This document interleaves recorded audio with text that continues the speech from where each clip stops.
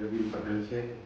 હવે ભરૂચથી આવીએ છીએ અને અમારા વાઈફને લગભગ 20 વર્ષથી બંને ઘૂંટણમાં દુખાવો હતો, જેનું ઓપરેશન ડૉક્ટર અજય વાલા સાહેબે કરેલું કૃષ્ણા હોસ્પિટલમાં, અને એમને અત્યારે રિકવરીમાં 90% જેવી 10-12 દિવસમાં આવી ગઈ છે અને બહુ સારું છે. ડૉક્ટર, હોસ્પિટલ અને નર્સિંગ સ્ટાફ દરેકનું બહુ સારું પરફોર્મન્સ છે અને એમને અત્યારે ઘણું સારું છે.